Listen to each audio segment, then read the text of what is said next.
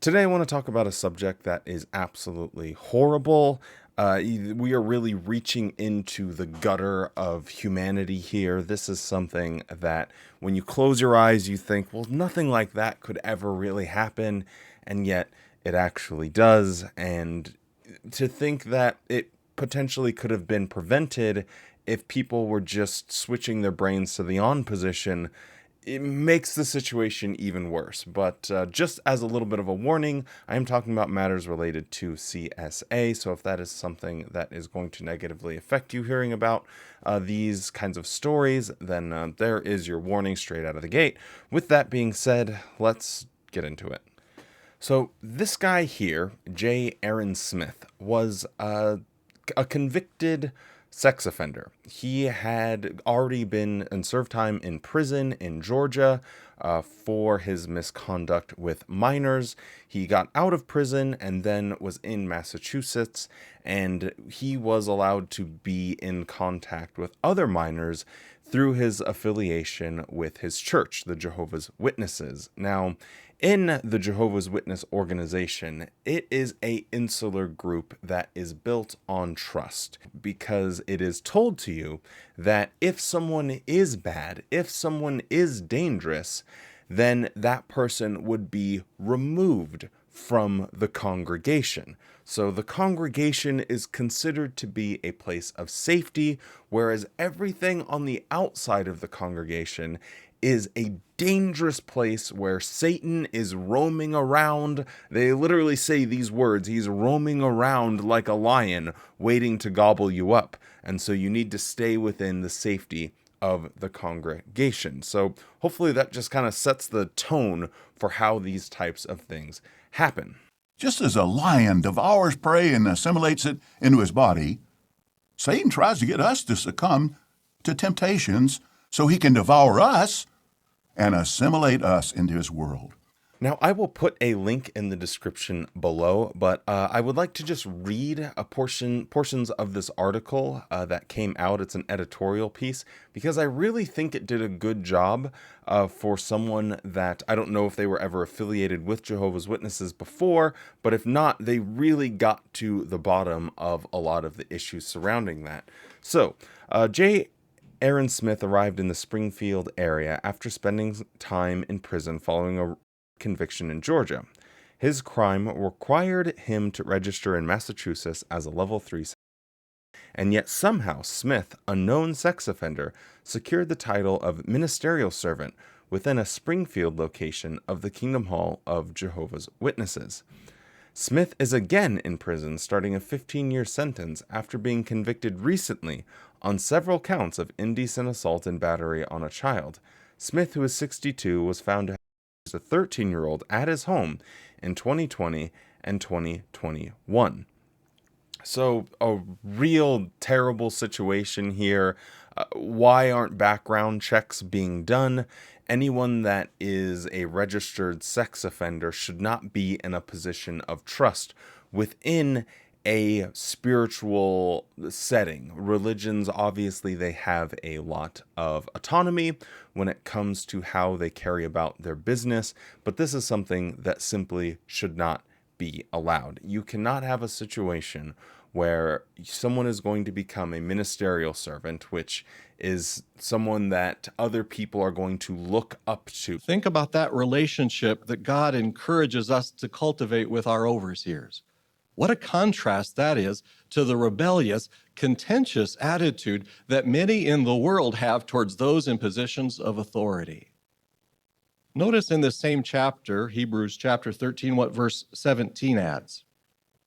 We're told, be obedient to those who are taking the lead among you, and be submissive, for they are keeping watch over you as those who will render an account, so that they may do this with joy and not with sighing, for this would be damaging to you.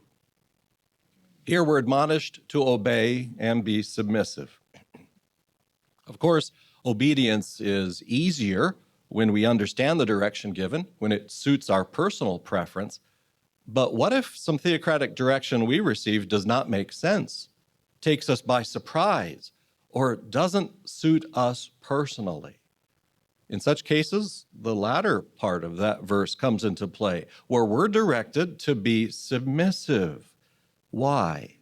As the verse highlights, because in the long run, yielding to theocratic direction is for our own good. There's so many problems that are involved here. So the fact that a registered sex offender was put in a position of trust within a congregation where he has access to children, even as this says, coming to his home, is absolutely mind-blowing. And it really highlights one of the big issues surrounding this faith community and why the governments really need to look at what is going on inside these organizations and how are children suffering because of these ridiculous policies and what can be done to change them. That way we protect children. This is an organization that distrusts secular authority and has fought efforts to provide common sense protections against sexual abuse of children, as seen in multiple national cases. This year, the Pennsylvania Attorney General's office brought charges against several members of the church. A grand jury there continues to probe what's described as widespread child sexual abuse. A report is expected to provide the fullest account to date of documented sexual abuse by members of this faith in that state. In the Springfield case, a national spokesperson said the church was deeply saddened by Smith's assault. No child should ever be subjected to abuse, he said. Then the spokesperson took pains to point out that Smith's crimes did not occur during any sanctioned activities by members of the congregation. Now, this is something that's important to know because if you've never been a Jehovah's Witness and you don't really know how things operate or work within the church, you are not going to be part of anything outside of the Jehovah's Witness sphere. But one thing's for sure, no matter what comes along, I live for Jehovah, to him I belong. Of all the people and things my life could be filled with, the best one of all, the best one to build with is pleasing Jehovah each day with the choices I make. He gave me all that I have, I'll never forget it. I'm safe in his hands, I'll never regret it. I'm building my future with him every step that I take. At times the chance comes along to take a path I know to be wrong, a path that leads me away from the place that I know I belong. Think being Amish, and then some type of abuse happens and it's investigated, and the people within that community say, well, it wasn't during any sanctioned events or sanctioned activities. But it's like there's no world outside of being Amish. Like, you're living in this community where you're isolated from the world, and maybe not to the exact same degree, but it is very similar when it comes to being a Jehovah's Witness. You're not going to have friends on the outside of the congregation. You are not going to be associating with your workmates. You are not going to even be associating with your family members that aren't a member of the church. So it's very important to remember when they say, well, it wasn't during a sanctioned activity. Well, what isn't an activity? Because being a Jehovah's Witness isn't necessarily a faith. It's not a religion you're part of. It is an identity. It is a way of life. As someone that was a Jehovah's Witness up until I was 26 years old, I can't even remember now. I know that it is everything to you. It is your entire being. There's nothing on the outside. So for them to try and make this little weaselly legal claim, well, it wasn't during any sanctioned activity, it's a bunch of hoopla, in my opinion. They're just trying to get out of having any responsibility for these crimes that were committed. Now, this article continues. That doesn't absolve the organization of responsibility. In fact, it fits a pattern of secrecy and cover-up documented in other court cases, including a civil suit brought by a woman molested by a man within a Jehovah's Witness chapter in North Fremont, California. Depositions in the case revealed that the abuser had a prior history of assault known to the church. So this goes back to another case that happened in California, but it was a great example of the organization knowing that they had a bad actor, that they had a predator in their midst, and they did absolutely nothing about it because they try and handle anything internally. And only if they're forced will they ever go to the police. If it's not something that they will get in legal trouble for doing, they will not go to the police. Now, this case is a little bit interesting because there is mandatory reporting for clergy members. So I don't know exactly how all of that played out and how Watchtower, or if Watchtower is going to be in any way held accountable for that. So we'll have to, I guess, wait and see if there's more information that comes out about that, but I don't currently have that available to me.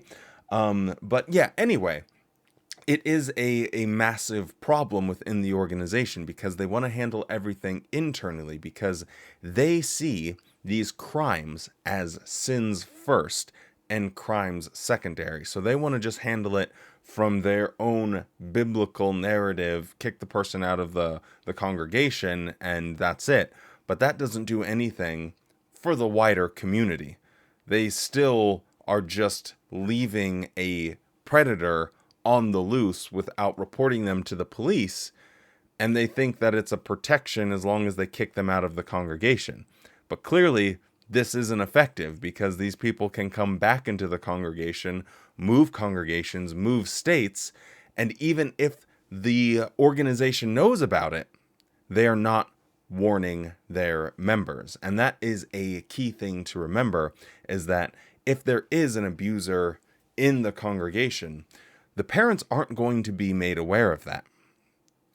It's mind-blowing, but they just simply will not tell people with children that there's this person that came into the congregation. We know that he has done this in the past. They're not going to give that warning. It's absolutely insane to me that 2023 years after the birth of our Lord and Savior, that we are still having to deal with such brain rot from a massive global organization that is in a position to protect children, and they are refusing to do so. So the article concludes with this. A court in Georgia found Smith guilty of rape. When he got to Massachusetts years later, church policy appears to have allowed elders to make their own call about his fitness. If they didn't know Smith was a sex offender, they should have. If they accepted him in spite of that status, they shouldn't have. And I think that that is a perfectly reasonable conclusion to come to. You should have, if you're putting someone in a position of trust, some reasonable measures taken to make sure that someone is not going to be a bad actor. In all honesty, it doesn't take that much to become a ministerial servant within the Jehovah's Witness organization. If you are baptized for a year, if you do all the right things and say all the right things, within like 2 years, you can be put in a position where everyone is going to trust you. You're going to have families with young children that will be more than happy to allow you to take their child with you in your car by yourself, to go preaching, to go get ice cream, to do Bible studies. It's just what the culture is like.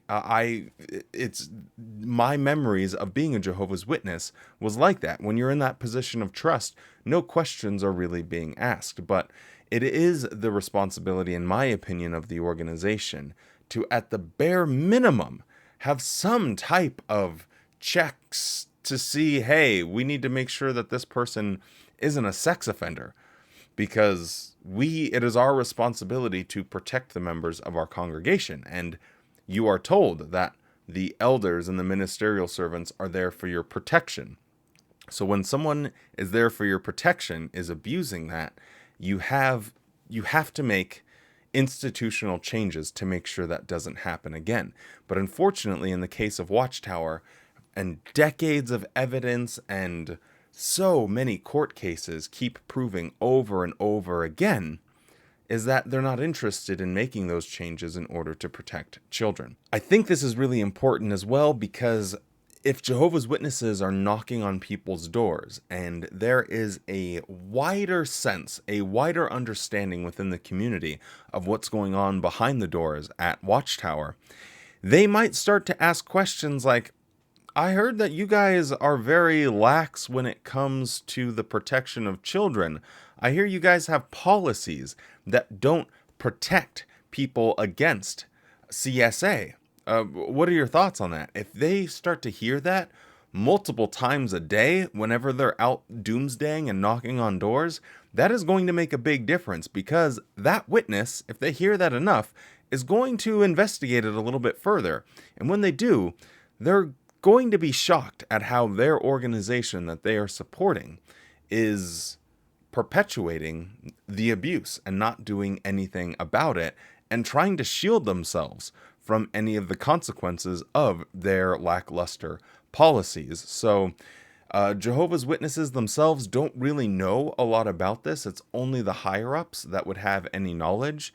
So yeah, I hope that this and other cases and more reporting happens, because when that does, I think it will drastically change the public perception of Watchtower. And when that public perception changes, I think Watchtower might just be forced to finally grow up, grow a pair, apologize, and finally change some of their horrible practices. Anyway, with all that being said, stay safe, be kind, and don't forget to smile.